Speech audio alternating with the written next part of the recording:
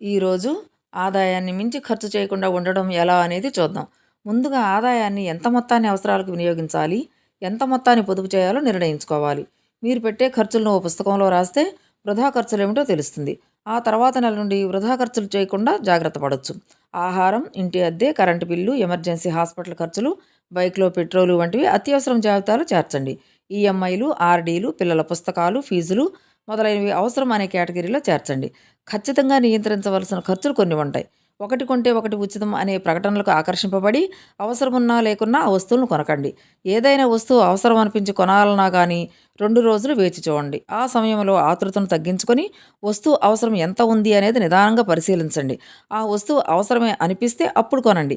ఇక తరచుగా ఫుడ్ కోసం స్విగ్గీ, జొమాటో లాంటి వాటిల్లో ఆర్డర్ పెట్టి సగం తిని మిగిలింది పారేయడం లాంటి పనులు చేయడం వలన ఆహారం వృధాతో పాటు ఆర్థిక నష్టమే కాదు, ఆరోగ్యం కూడా నష్టపోతారు. ఆ డబ్బు పెట్టి ఇంట్లోనే వంట చేసుకుంటే డబ్బు వృధా కాదు, ఇంటిల్లిపాది సంతృప్తిగా తినొచ్చు.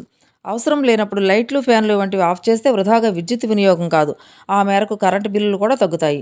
ఇక ఓటీటీ వంటి ప్లాట్ఫామ్స్లో ఉపయోగించిన సభ్యత్వాలు రద్దు చేయడం ద్వారా కొంత డబ్బుని ఆదా చేయవచ్చు. మరి విన్నారుగా, ఈ చిన్న చిన్న టిప్స్ని పాటించి మీ ఆదాయ వ్యయాలను చక్కగా బ్యాలెన్స్ చేసుకోండి. నచ్చితే లైక్ చేయండి, నా ఛానల్ని ఫాలో చేయండి. ధన్యవాదాలు.